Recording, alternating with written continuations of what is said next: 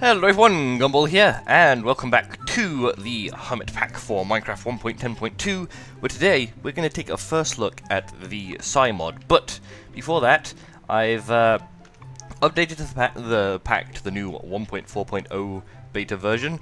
Not really sure what any of the changes are, I just know that a few things are no longer in the pack. I don't think we're really missing any mods though. But since last episode, I have moved everything over to these chests that wasn't moved over already, and I've emptied all the junk from when we went mining and got some extra stuff actually. So being able to clear this bag up, so it's just useful items that we may need in the future, plus some apples, some garlic, and some soybeans, because we may want them for some reason. Now, one cool update with the pack actually is the one probe has this new readme file or item that you get when you load up, and you can select in here whether or not you need the one probe for anything. So we've already crafted it, so I thought for convenience sake we'll just have it so that we don't have to have it sticking up on the side of our screen over here. But anyway, let's get started looking at the Psi mod. So, the key for the Psi mod is C. It says, welcome to Psi, the best spell programming magic tech mod in this side of the universe. Or probably on any side of the universe. Please keep in mind that having just enough items or some other method of looking up recipes is essential for playing with Psi, as recipes are not included in this guide. In order to get started spell slinging, you'll need some Psi dust. To get it, you need to start by crafting a Cad Assembler and an Iron Cad Assembly. Place down the Assembler and Assembly. I'll put the assembly into it to construct a very bare bones CAD, and from there we can drop in some redstone dust into the world, equip our CAD, and point at the dropped items and right click to make our dust. So we're going to need a CAD assembler. Oh, and they've moved the bar down here, that's actually quite nice. So we have Iron CAD assembly, which is 4 iron, which we should, and this is why I really need to get the chest sorted, but I just wanted to get the stuff over here to start with. And then we're going to need a CAD assembly. And that's a good point actually. Does this have search options? Let's get rid of that. Done. So now we don't have to search with an @ so we can search up the mods. There we go, CAD assembler. Piston. So 1, 2, 3. 1, 2, 3, 4.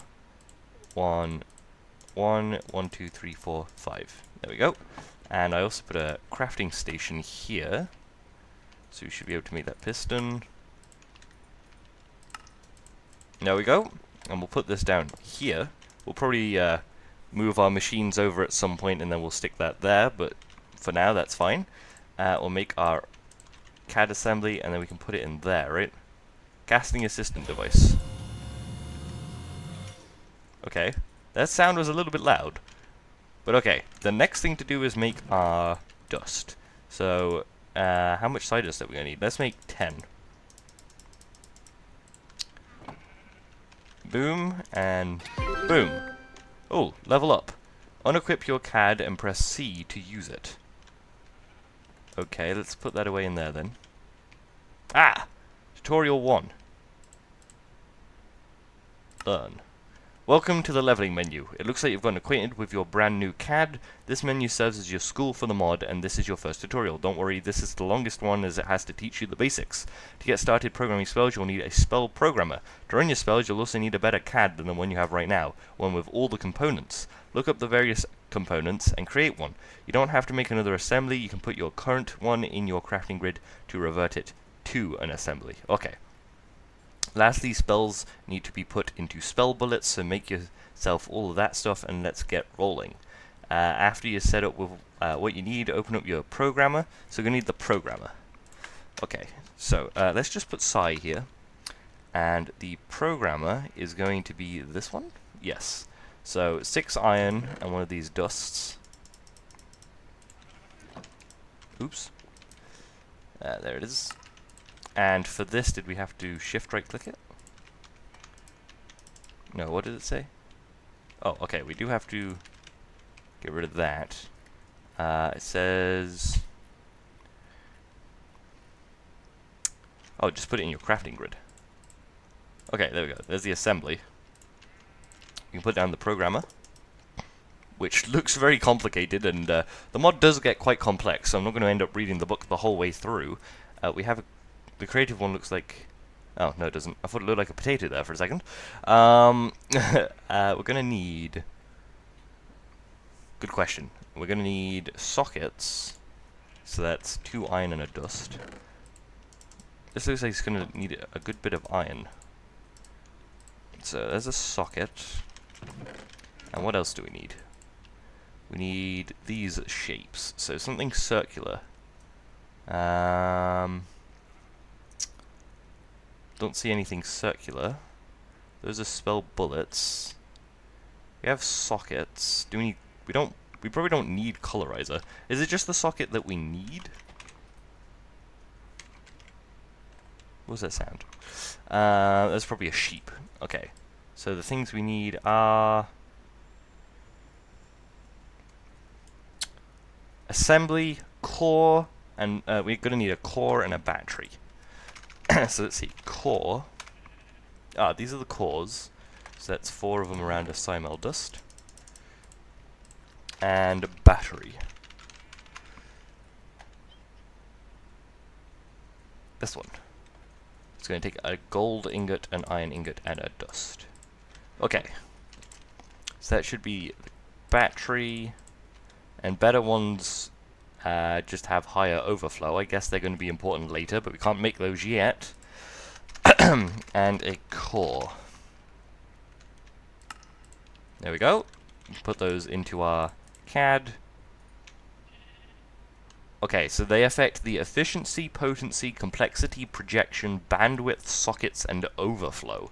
And then a colorizer, I guess, gives it color. Is there one we can make that would look kind of cool?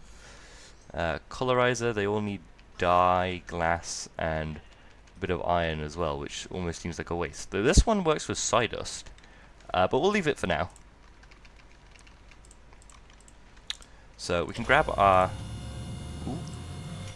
casting assistant device, and we're going to need some bullets. So we'll just grab a basic spell bullet for now. Well, we'll grab 3. Why not? There we go.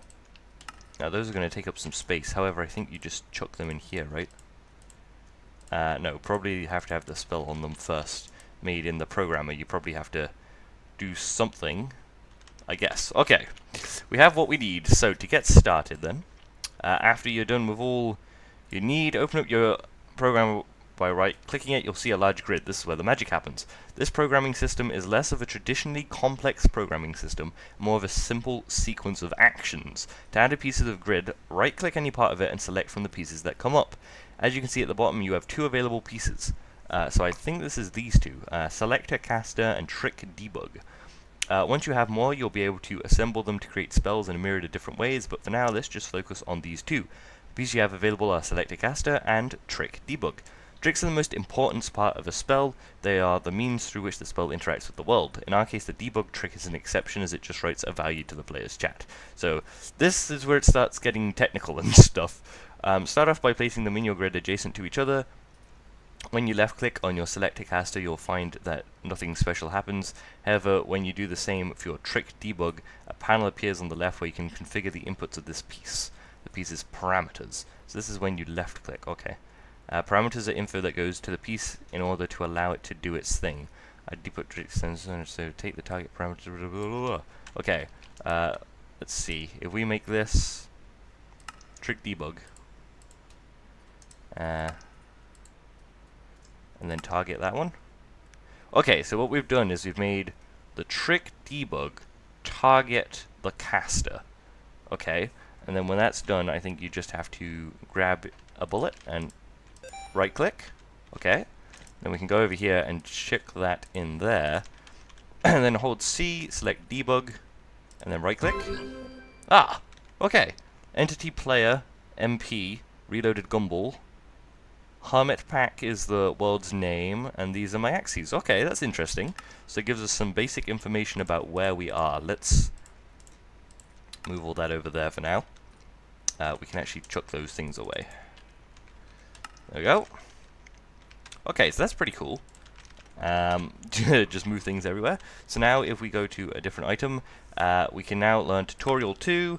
Let's talk about the number parameter we saw last time. You'll notice that a parameter has an extra option in the center. Yes, it did. So if we go to here, we can see there's this red dot. That means the parameter is optional. By selecting the center, you can disable it. In our case, the number parameter is simply a label of sorts. It can be useful if we have a more complex spell where we have multiple things being sent out to chat. It requires a number, so let's give it one. We now have access to a constant number piece, and the number parameter to your debug piece. Oh, add the number parameter to your debug piece and add a constant number. So we can add the constant number to your grid and connect it to your debug. You can set the number by clicking on the piece and just typing the number with your keyboard. Now that we're dealing with multiple parameters, you can assume that in a more complex grid, not everything will be adjacent just as it currently is. That's where we need connectors. Okay, so connectors connect different pieces so that if you need a lot of stuff. Okay, so if we go trick debug, select a caster, and then we'll set the number down here and set the number to a number, and this number will be, we'll set it to 2, and then right click with this one. We can take that other one out actually, because that will get confusing, and then select debug, and oh, there's a little number 2 down here. Okay, on the other one, was there a number 1? C, it was this one. Okay, on this one there's no number. On the other one it prints a number. Okay, that doesn't really seem necessary. But okay, we have a debug, sure. That might be needed at some point. Then we can add motion. Okay, this is getting more interesting. I know what you're thinking. This is boring. When do we start doing cool stuff? I will probably stick in some annotations somewhere to skip through a lot of this. Until we get to some more interesting stuff. But for now, it's time we introduce a trick that actually does some sort of interaction with the world. Bring in trick add motion. This trick adds movement to an entity. So an entity would be me, or a creeper, or a sheep, just anything that can move, I guess, anything that has specific values. It takes an entity, a vector, and a number constant. As you should have figured out already, select a caster returns an entity, which if you'd use with your new trick add motion, you could use it to add movement to your player character. So this might be able to let us like speed forward somehow. The vector is the direction in which you want to move, and the number constant is the speed you want to apply. Obviously you can get this number using constant number. We don't have any great tricks up our sleeves, but to get a vector for the trick, we do have operator entity look, which gets us a vector corresponding to the direction the player is looking. If we pass that into our add motion, the player character will move in the direction they're looking. As for the number, go with 3 for now. You can change it of course, but 3 is a good one. Okay, so we're gonna go wipe this one. Can you, yeah, you can delete them. Okay, so we're gonna want to, we're looking in a direction. We're gonna add motion in the, oops, no, that's not what we're doing. In that direction, at that speed, there, and that target. So the speed is going to be a number, the target is going to be the caster, and then the number we'll put 3. So what this is going to do is add motion in the direction we're looking, and we also have to put caster here. In the direction we're looking, add that motion to us at a value of 3. So we're probably going to go forward 3 blocks, will it be? Oh, that's debug. They're both called debug. Ah, we have to give it a name. Okay, let's give it a name. Add motion. Nothing fancy, but it works. Okay, and then we can stick that in there. Ah, it's not working. Okay, have we got anything wrong here? Add motion in the direction that we're looking. Speed 3, target caster. Okay, let's delete that one. No, it has to have a target. But the target would have to be us. Psi cost 900. Wait, we should have all this. Okay.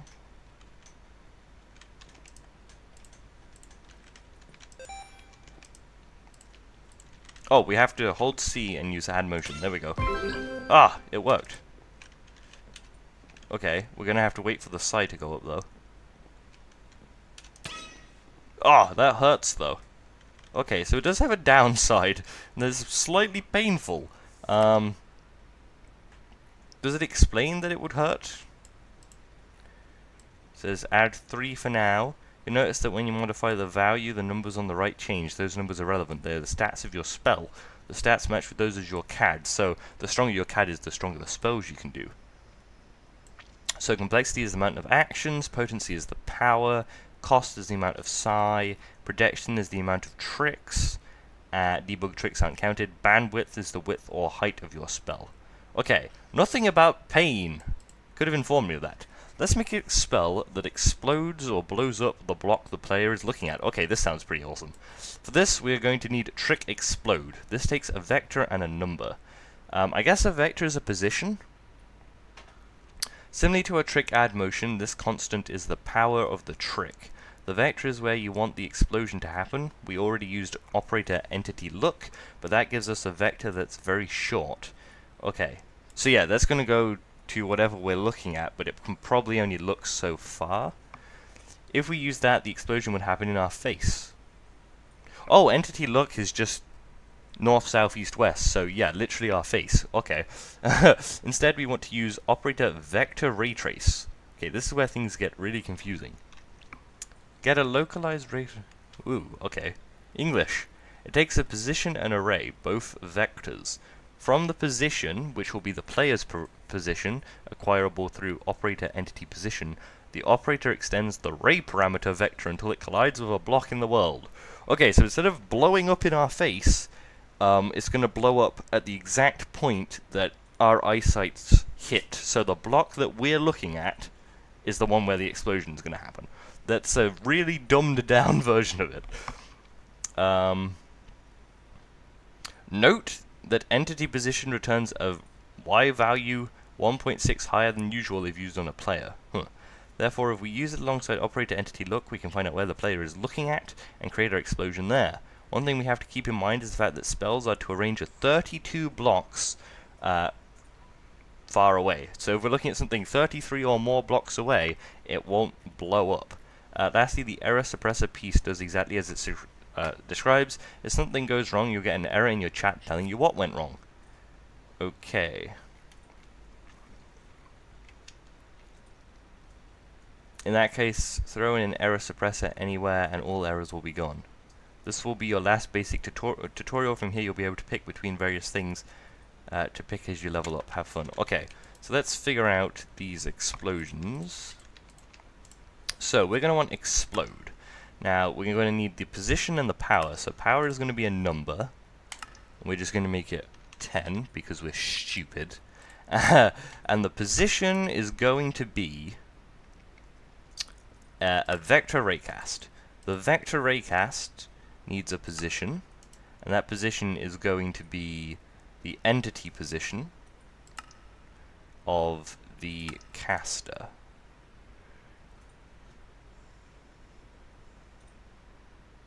Yeah, so this...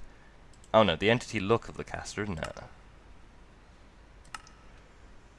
Okay, the ray is gonna... Oh no, so this is gonna be entity position. This is where the ray is starting, right? This is where it starts, the raycast. The ray is going to be where the entity looks, and the entity is going to be the caster, and the max is not set. There we go. Let's see if this works. This would be hilarious if it did. Okay, and this one's going to be explosion. I can see this failing miserably, by the way. Okay, now we're going to want to do this somewhere where we're not going to be hurt by it. I would love to try on the sheep, but let's try that leaf block. Your Cad stats too weak to cast this spell. Oh. Okay, we don't have enough potency, so what affected the potency? The assembly. Oh, the assembly itself, huh? So if I look up assembly, that's just gold. Ebony? Okay, it looks like we can make the gold one. So we'll try that. Does that improve our potency enough? We'll see. Okay, let's take these out of here. Then put this into the crafting grid. Oh shoot. Do we have to make an entirely new one?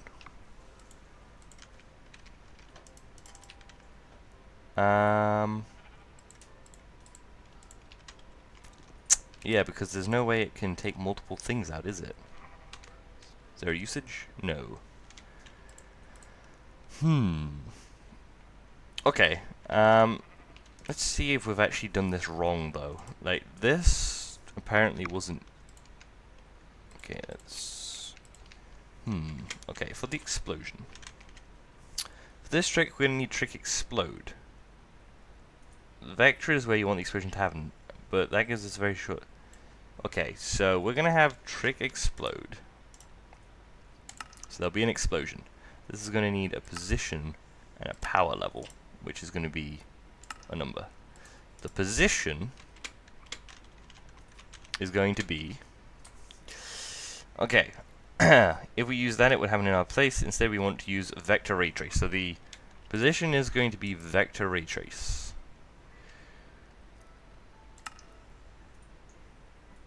Vector Raycast, even. Is it Vector Raycast? Vector Ray Trace. Oh, are we using the wrong one? Vector Ray... No, we're using the right one. I think that's an error. This operator takes a position and array, both vectors. From the position, which will be the player's position through entity position, the operator extends the array until it collides with a block. So we're going to want entity position and array. So the entity position is the entity position. Oh, this probably doesn't actually need the caster to be even picked, does it? And it's going to need... Therefore, if we use it alongside entity look, we can find out where the player is looking at. So then this would be entity look.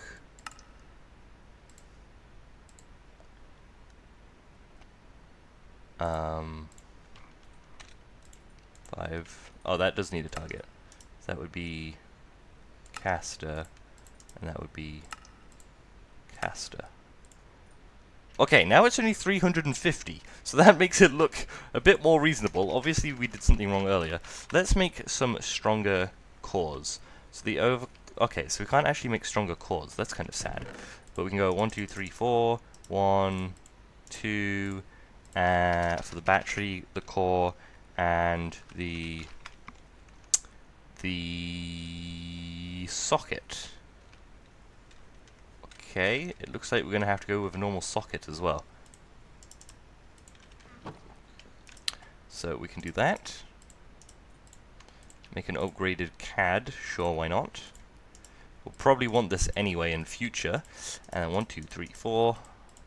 Make our component. And we can stick these all in here.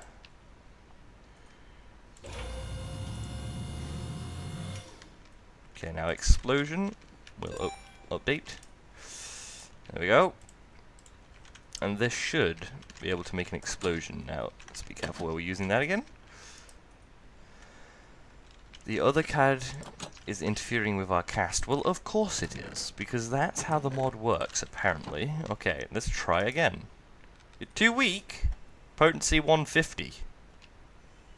Then how are we meant to do anything? Everything needs psi metal. How do you make psi metal? Can we make it? An arc furnace. Side dust.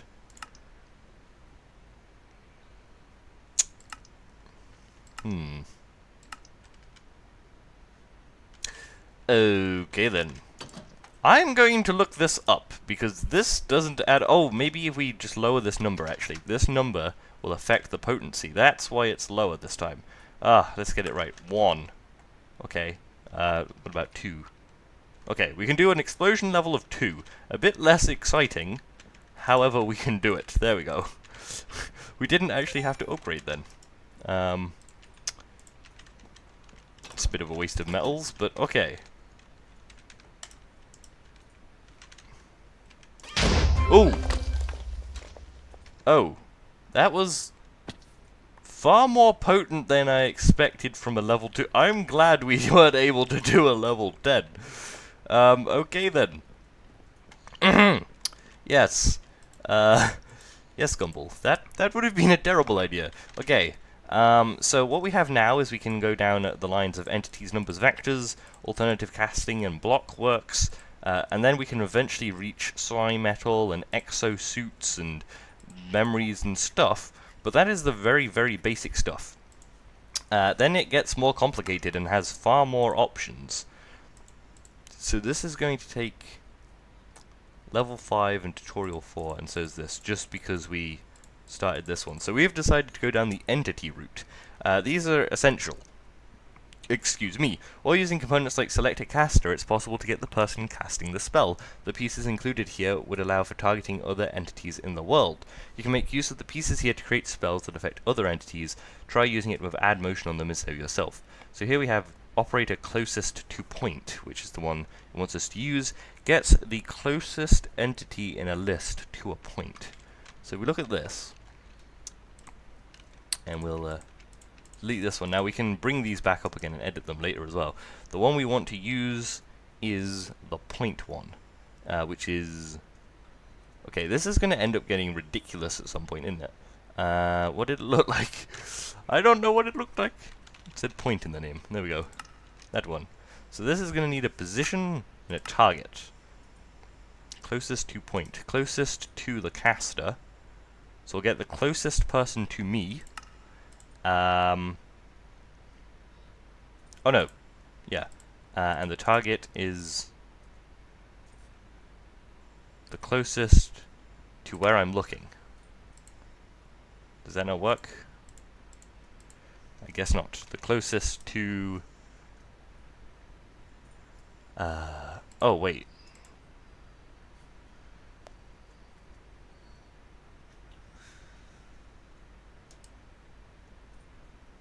Oh, yeah, this doesn't actually do anything. We need a... over here we're going to have add motion. Motion? So this will add motion. That's the target. No, is that the direction? Oh, we won't actually know until we do this. So down here will be the speed. We'll make it 1. And to this side will be the... Wait, this is the target, and the direction is it possible to just say forward?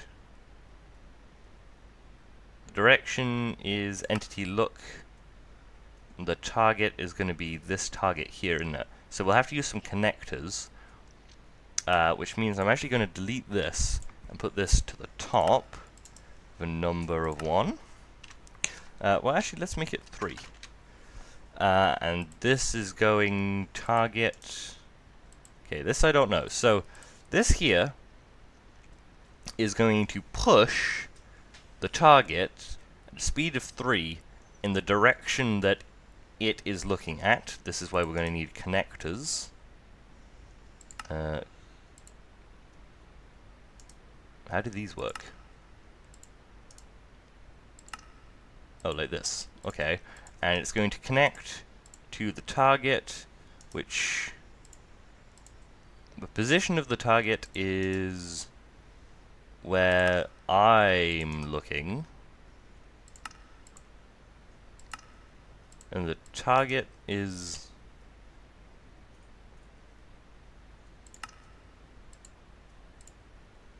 where I'm looking.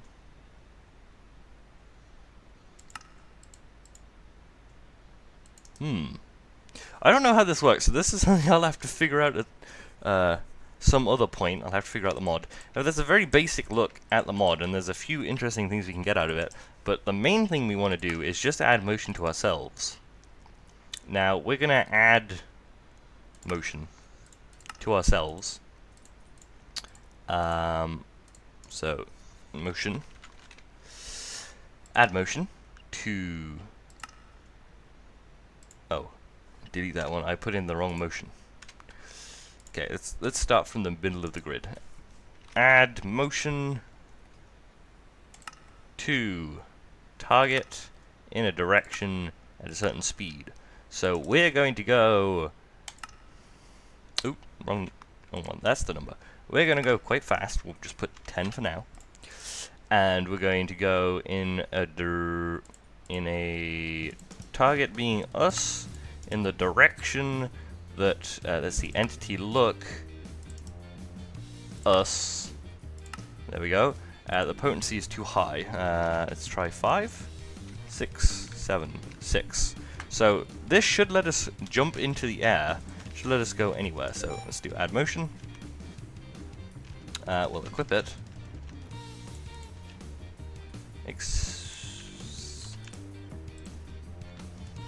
Okay, and so after speaking to myself for a little bit, I didn't realize I'd actually ended the recording. I must have done it deliberately, but then completely forgot what I'd done.